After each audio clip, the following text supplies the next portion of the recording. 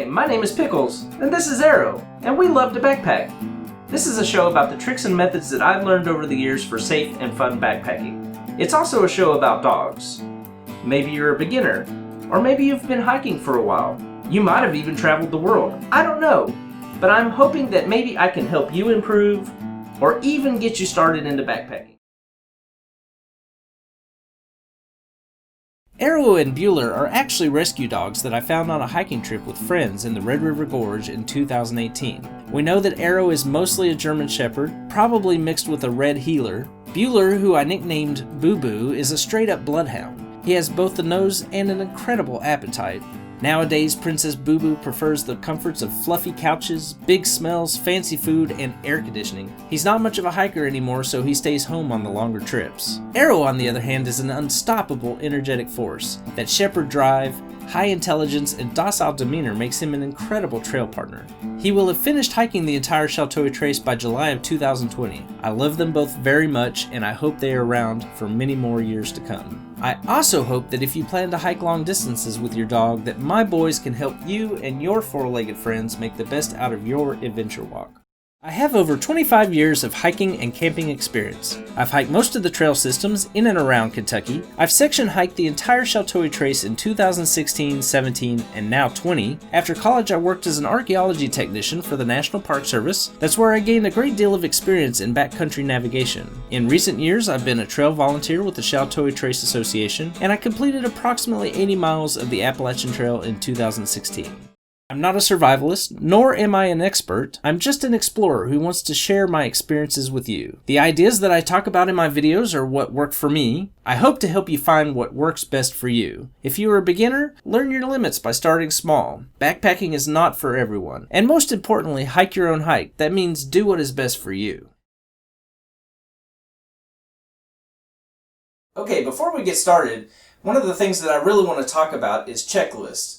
Now, some of you may know, professional pilots use checklists in the cockpit every time they fly an airplane. It's because they have hundreds of items on their list and they want to make sure that the flight is safe as possible. So backpacking is sort of the same way.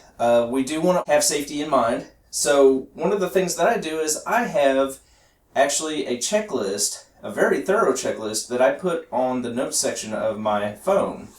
And every time that I'm getting ready for a trip, it could be a couple days before the actual date that I leave. Usually I try to pack at least 2 days before the Friday night that I'm going to head out for the weekend. I will pull out my checklist and I will go through the items, item by item, make sure that I have it or I actually need it, because sometimes the checklist will vary depending on the season or the type of weather that we're going to have in the weekend. Because there's nothing worse than getting out on the trail and you're more than 10 miles from civilization, and then you realize that you are missing something very important that you needed to have in your pack. Before I start packing, I always like to make sure that I have some quart freezer bags.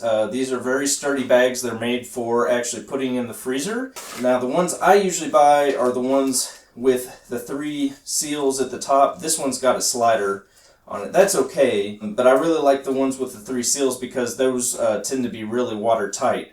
And once you put your items in them, you squeeze the bag shut to pull all of the air out of it, and then you close it tight, and it's good for things like extra socks. If you have any small items like electronics that you want to protect, Ziploc bags are really handy. So I always have these on hand when I'm getting ready to pack my backpack. Something else that you may want to consider buying is a scale. This is a postal scale, and it's got a little hook on the bottom, so you can hang your pack or your individual items from the hook, and then it has a display in digital, and it's got a tare function that you can use. The tare is like if you have a weight of a bag that you don't want to incorporate into the total weight, then you can subtract that weight from the overall weight, and it'll give you a very accurate number on what your pack actually weighs. I got this for about $10 on Amazon, so it's pretty cheap, and it's handy if you are trying to be weight conscious. The next item that I have on hand is a sewing kit.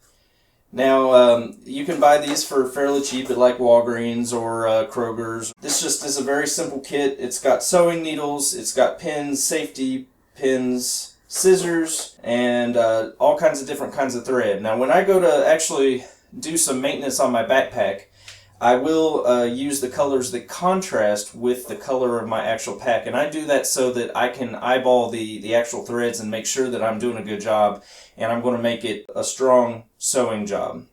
So I want to talk a little bit about the pack itself. My pack is a customized pack. It's actually an old Eureka Day pack. So you can see the volume is actually very small. You'd be surprised how much you can do with a small pack. I can take this pack and go on a 50-mile to 80-mile trip, and I still have enough volume to pack everything I need. Now, if you prefer to have a larger pack, that's fine. You can have any size pack you need, but just remember that backpacking is not actually a contest to see how many items or how much weight you can carry in your pack. So just because you have a whole lot of volume in your pack doesn't mean you need to fill it up all the way. In fact, I think you should challenge yourself to do exactly the opposite. You want to minimize the weight that you're carrying, and you want to minimize the actual volume of space that you're using. That is good for several reasons, because you don't want to carry any extra weight when you're doing a 20-plus mile trek on the weekend. So like I said before, this is a customized pack. So it's a day pack.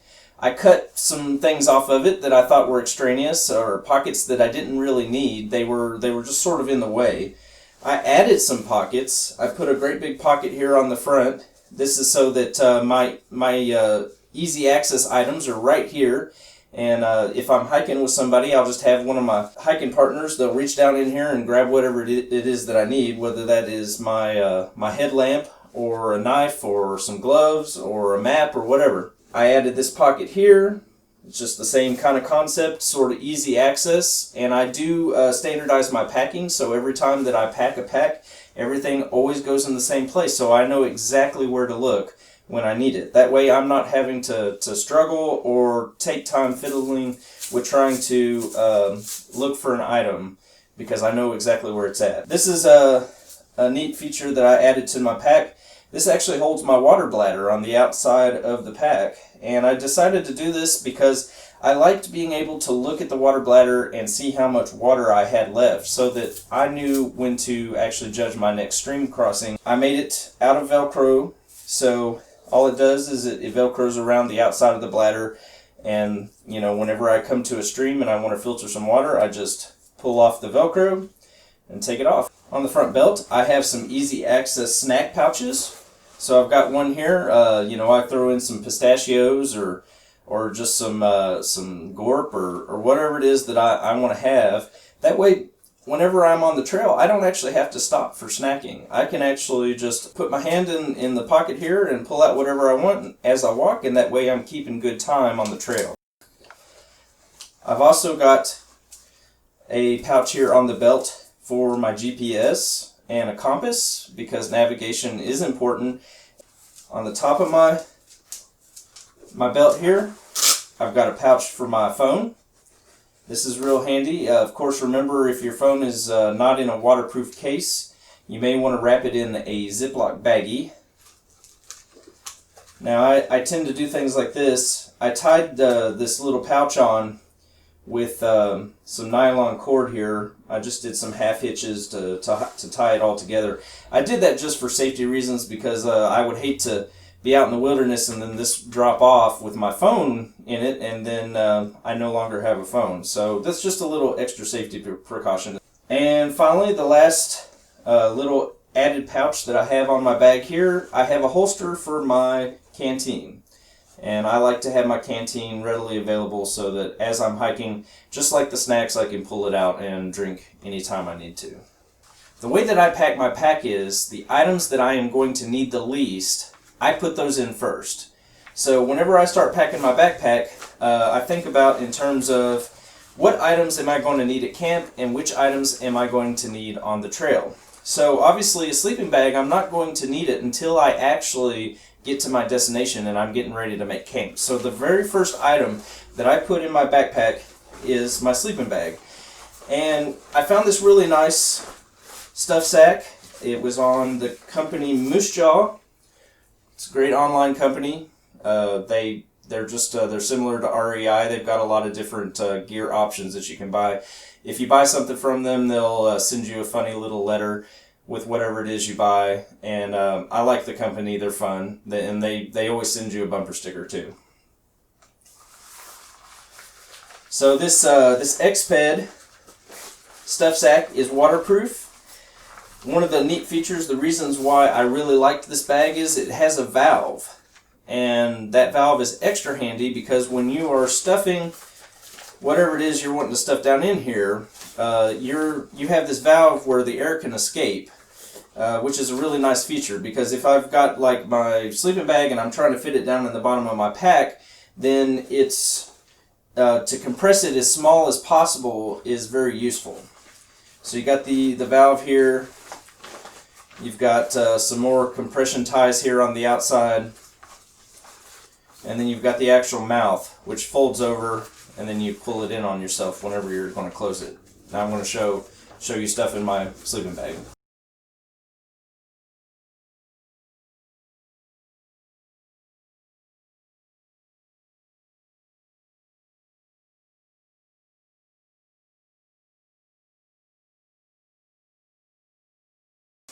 So you can see the valve is still open here. I have the sleeping bag in my Exped stuff sack.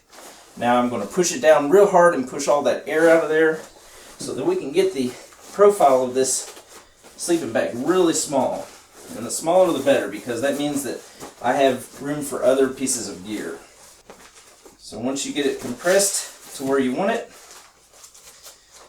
take the top here and you roll it over several times.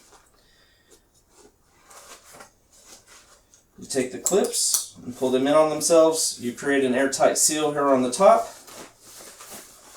Down here on the valve, go ahead and close it.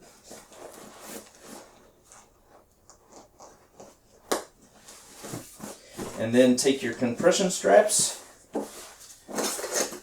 Go ahead and actually, what you want to do is you want to leave that valve open, even with compression straps. You do the compression straps after you close the valve. So I've got a pretty good size here, and that is the first item that's going to go in my pack.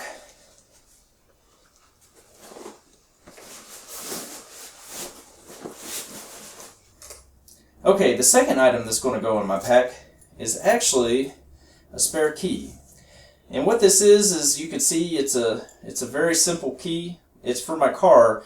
I actually went to the Ford dealership and they made this key for me for about 20 bucks. So it doesn't have the big black plastic part on. It's not a key fob. All it is it's just a way to get in the door.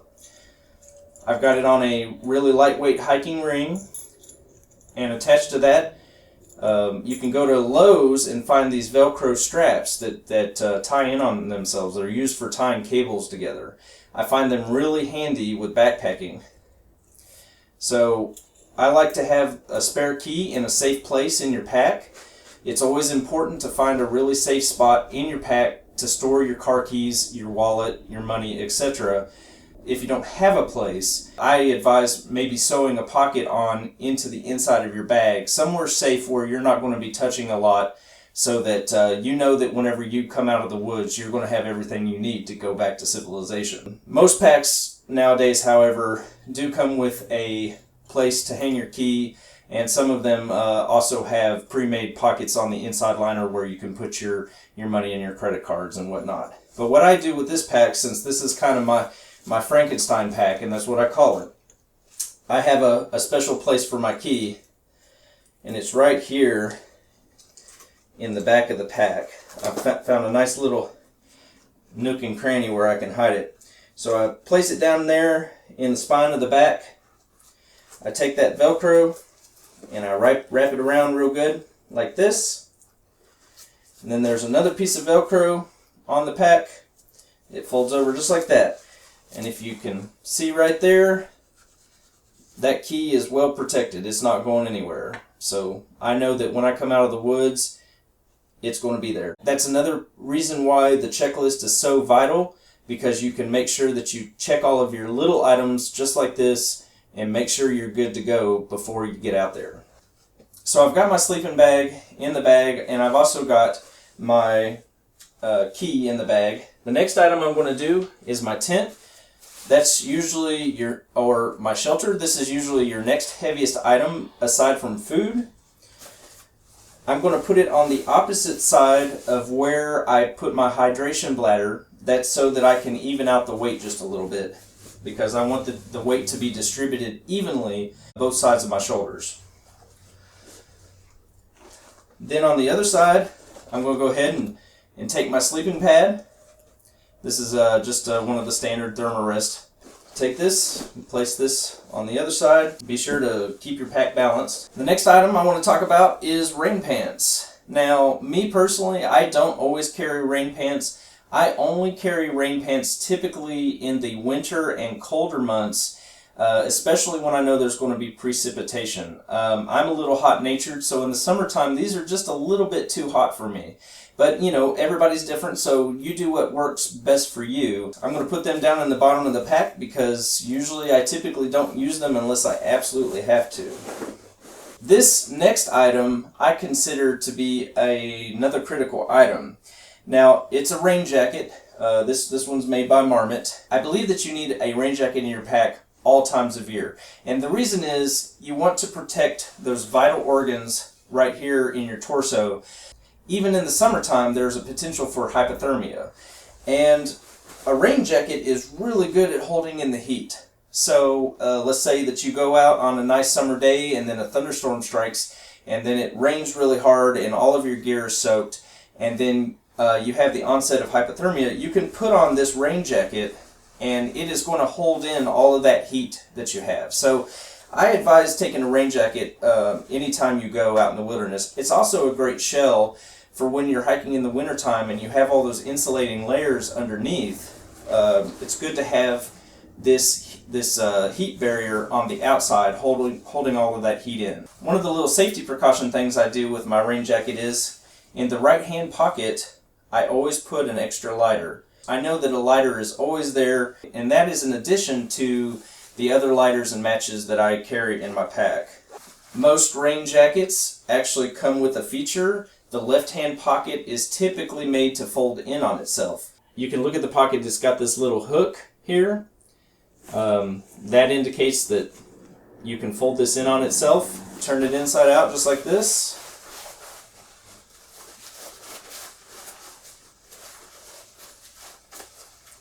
And then it's a two-way zipper. And there you go, you have a neat little compact item. That's the next item that's going to go in our pack. It's more towards the top, so it's easily accessible. If you're planning to be in wet conditions or you think you're going to do a lot of river crossings, it's always advisable to have an extra pair of socks, even in dry conditions, because sometimes it's just nice to have a new pair of socks out on the trail. Here's that quart freezer bag that I was talking about earlier.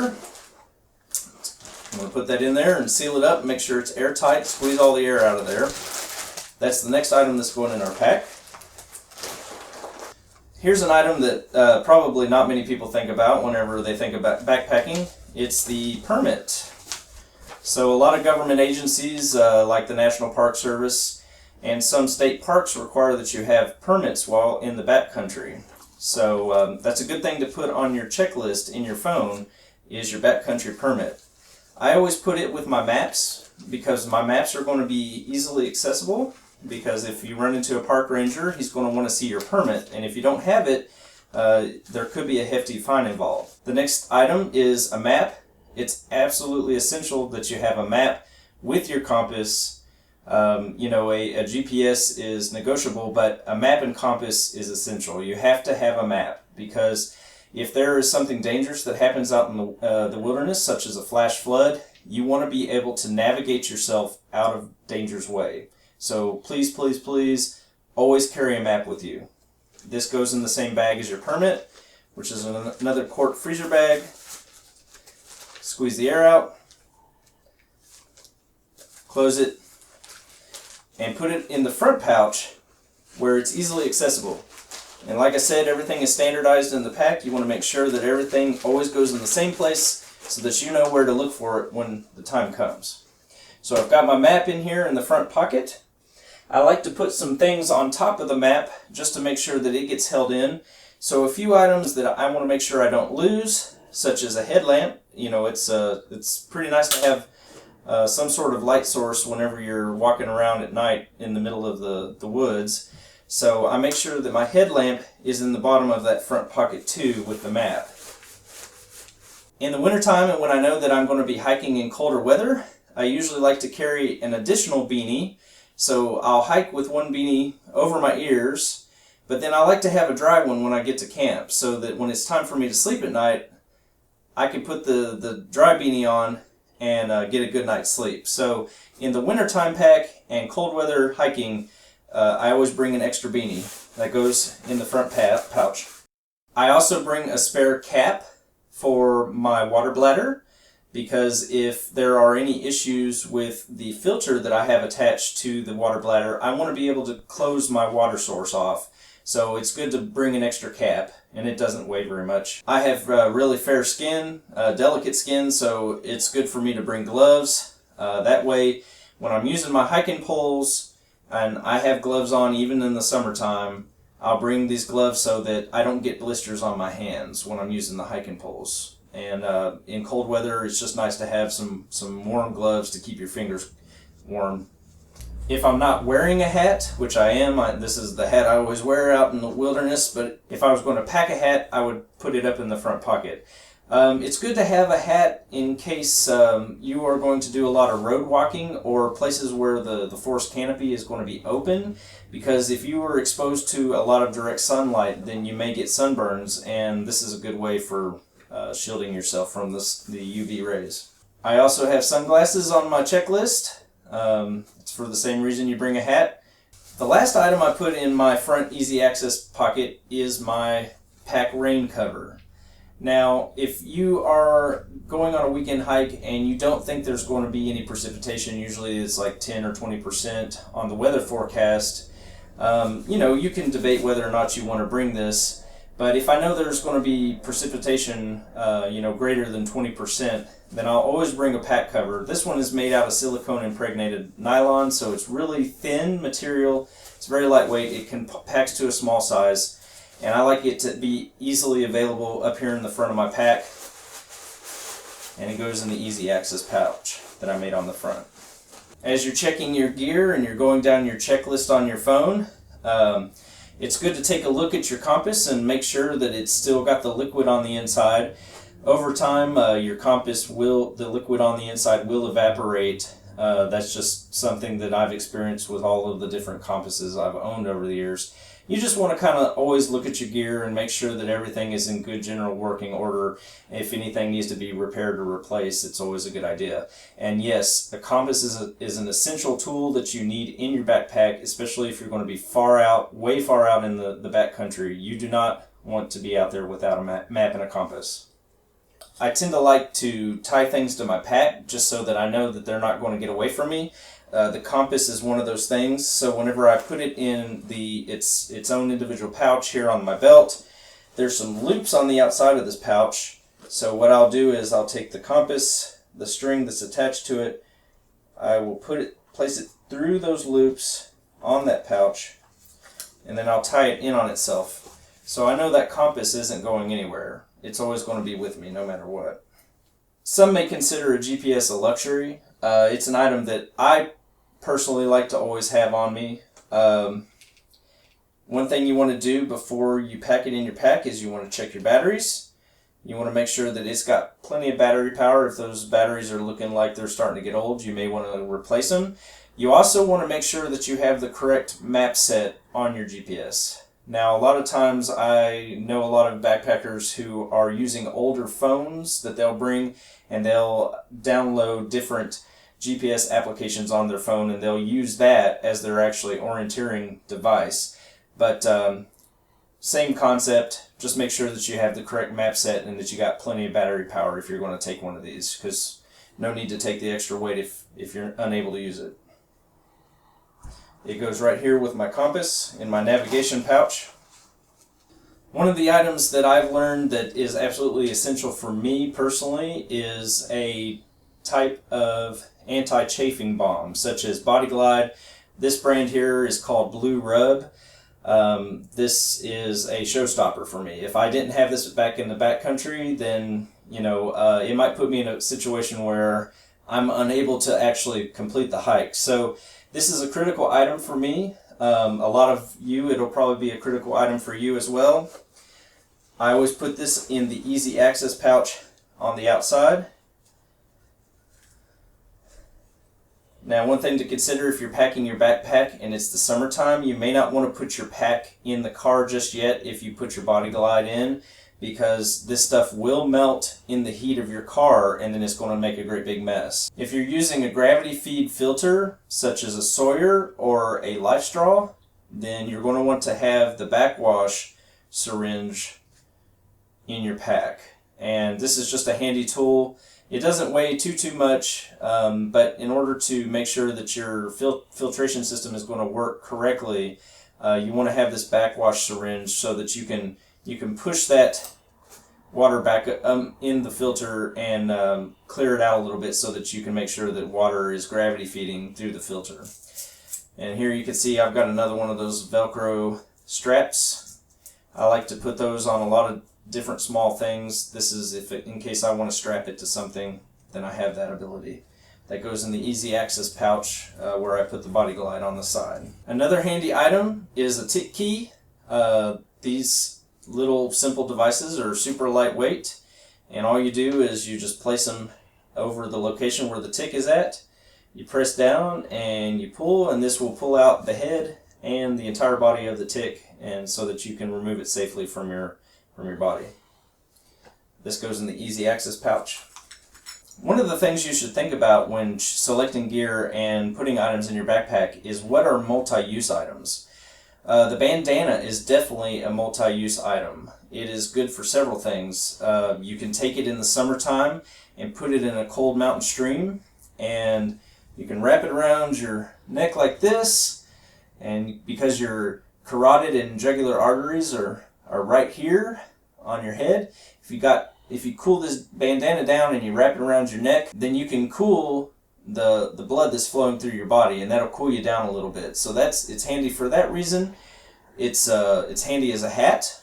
You can use it to put over your head, so you can prevent yourself from getting a sunburn. You can also use it for first aid reasons. If you have a cut on you that you need to wrap, the bandana is a very handy item for wrapping wounds. You can also use it, primarily what I use it for, is a pot holder whenever I want to pull my pot out of the stove. So it's got a lot of different uses. It's a very handy item.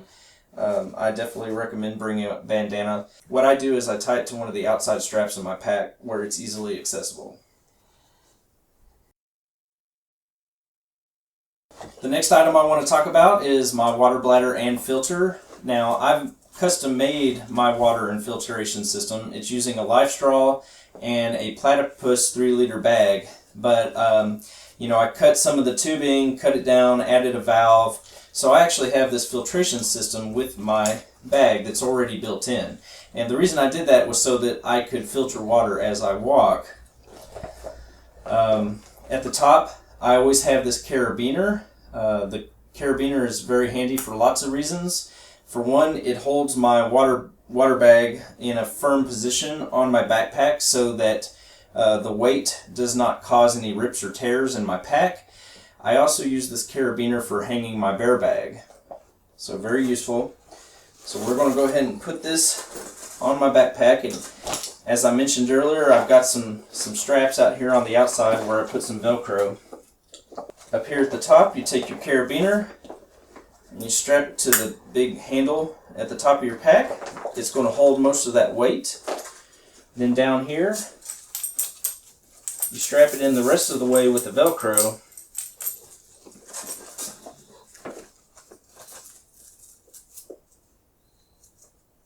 So that your water bladder is not bouncing around and causing any rips or tears on your backpack. Now, most of you are probably not going to use this system because it takes a little extra work in terms of adding some features to your backpack. Most of you are going to put your water pouch inside the actual body of your backpack, and that's okay. everybody's different. Everybody likes to do it their own way, and you do what's best for you. Now that I've got most of my pack packed, I'm going to talk about my food sack, which I always like to pack right at the very top of my main compartment in my bag. That way that I know that the food is right there. If I have to stop for lunch, all I have to do is reach in, pull my food bag out, and I'm ready to go. One of the things about choosing a mess bag is you want it to be a stuff sack. So we've got the handle on the outside, and you've got this pouch that closes here at the top, and a drawstring.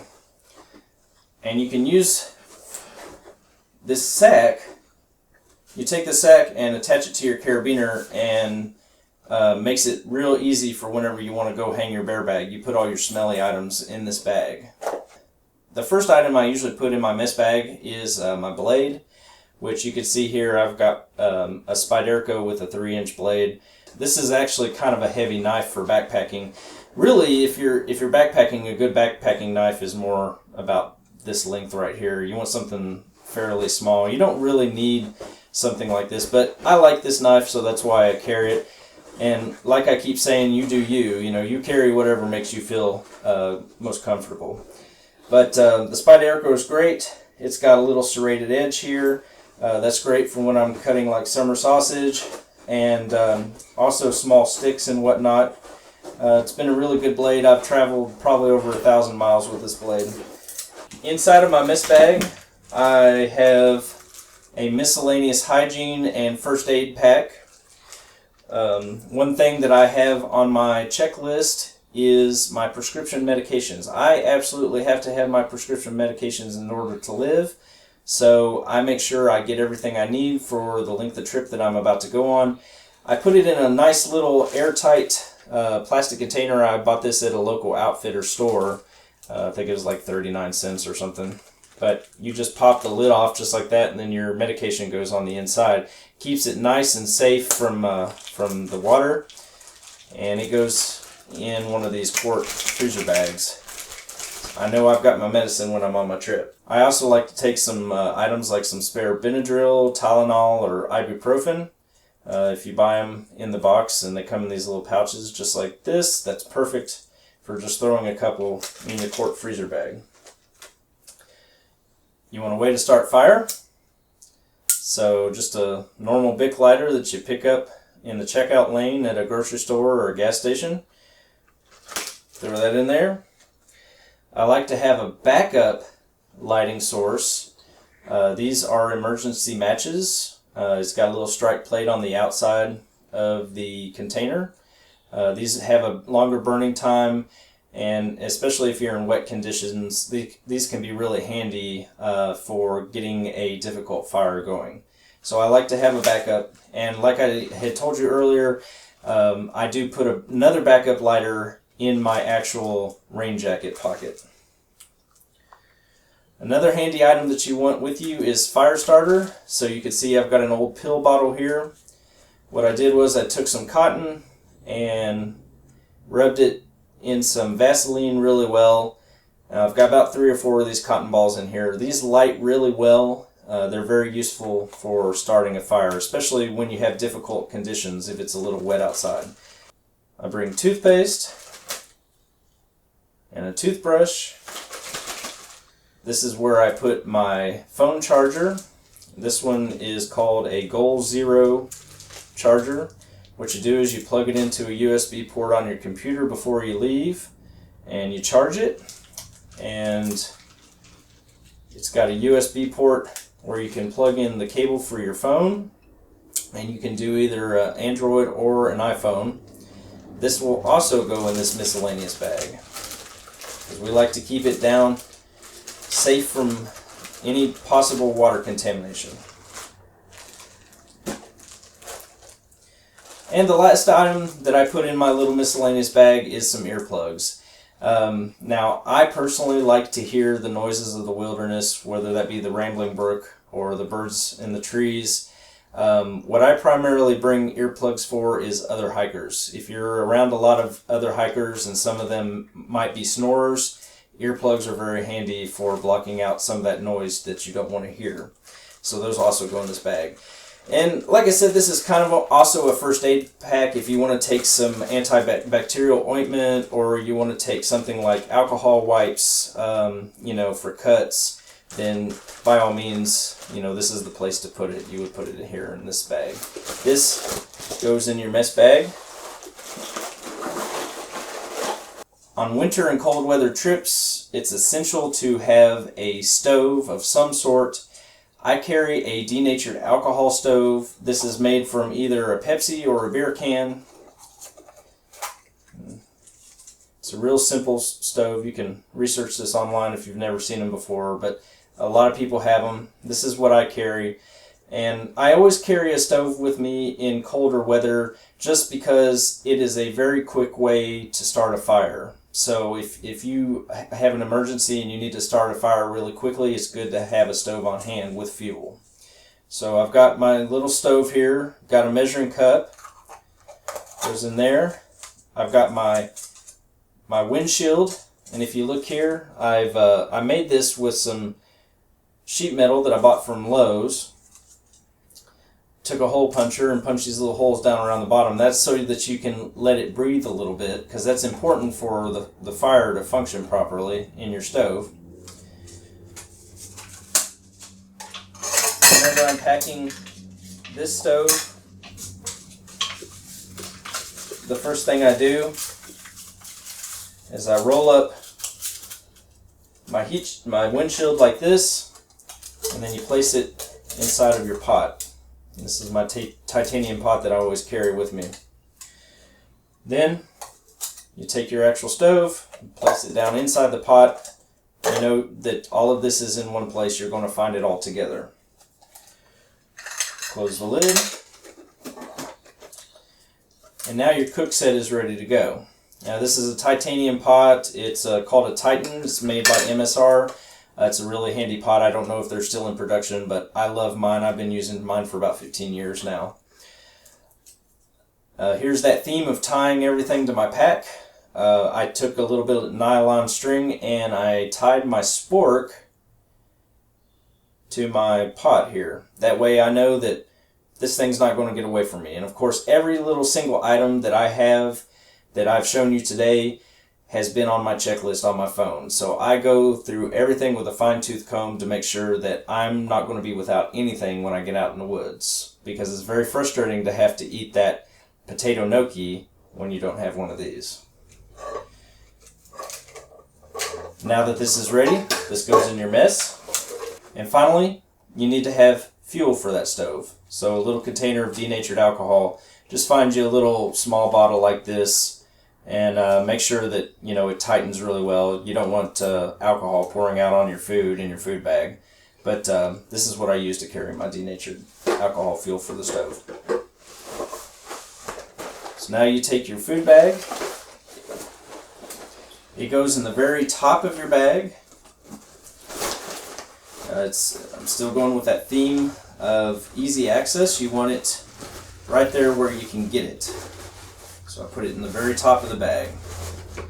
Especially if you're stopping for lunch, you don't want to have to be digging through your bag trying to find your food.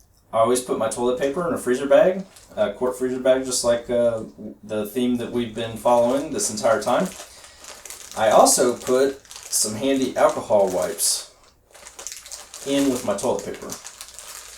So I put them right there just like that, put them on the side, I close it up,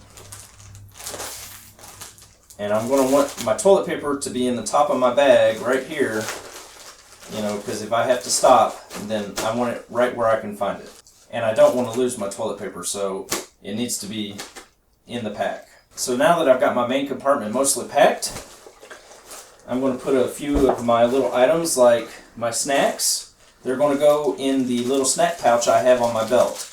And I put these on my belt so that whenever I'm hiking, I don't have to stop. I can just reach in my pouch and pull out whatever I want to eat, and I can keep going. This is especially important if you're on a timeline.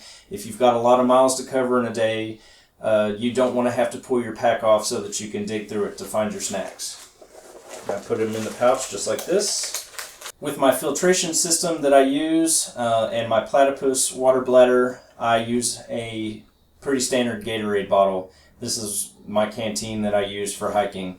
And once I drink all of the Gatorade on the first go, then I'll filter more water into this. This also goes in a holster that's on my belt. Just like that. I like to carry electrolytes with me. So whenever, after I've filtered water into my Gatorade bottle, then this has a little bit of a punch flavor to it, and it's going to reintroduce salts back into your system. I keep this in my snack pouch as well so that it's readily available when I need it. You want about 50 feet of paracord. That is so that you can hang your bear bag adequately where it's far enough off the ground so that a bear is not going to be able to get into your food. You also have to be worried about raccoons, so it's not just bears that you're worried about when you're hanging your food.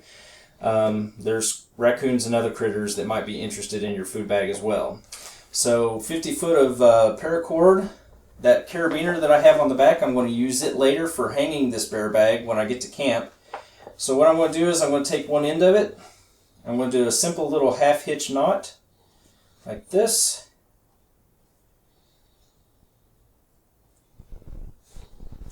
There you go. I have it attached to my carabiner already for when I get to camp at night. This goes in the top of my main compartment so it's not flying around as I'm hiking. And you may want to consider a lightweight trowel. This one's made of aircraft aluminum. I bought it from REI. Doesn't weigh anything at all. This goes in the top compartment of my pack. If I know that I'm going to be in a section that is heavy in underbrush, you have to be wary of things like poison ivy and poison oak and poison sumac. I like to carry gaiters. I don't particularly like to wear them because they are a little hot, but if I know that there's going to be some heavy brush in the area, then I most definitely will pack these in my pack. These are the very last thing to go in my pack. They're going to be up in the top, because when I get out of the car and I'm ready to hit the trail, these are the first thing that I'm going to pull out of my pack when I get out of my car. So they go in the very top. The last item that I'm going to talk about today is trekking poles. And there's all kinds of different brands of trekking pole that you can find. They sell them at outdoor stores. You can find them at REI. You can also find them at Walmart. It just depends on what you're looking for. I like to personally use hiking poles. I always bring them with me. It's good to have duct tape with you. So you'll see a lot of hikers do this. They will take their trekking poles and then they'll wrap some duct tape around the trekking pole. That's just a good place to store it. The duct tape is handy. If you have a blister on your foot that you have done some first aid on, but you want to give it a little extra protection, then you can take some of this duct tape and put it over the spot that needs healing. The trekking poles I do attach to my pack. It's like I said, I normally pack 2 to 3 days before I'm actually leaving. So I'll take the hoops here and that same little carabiner that we keep bringing up, the one that I use to hold the water bladder and that's used for hanging the bear bag. I'll take my trekking poles and attach it to that. And the reason I attach it before I leave is because I like to have everything together in the same place. It makes me feel comforted knowing that everything that's on my checklist from my phone is in one place and it's all together. I don't have to scramble at the last minute to go look for it. I know it's going to be there whenever I put my pack on and I take it out to my car. Thank you so much for watching my tutorial on how to pack a backpack. I hope this was helpful to you. If you have any questions or comments, you can put those in the comment section below in the YouTube video. If you watch in the credits, I will have a list of all the brands that I have featured in this video.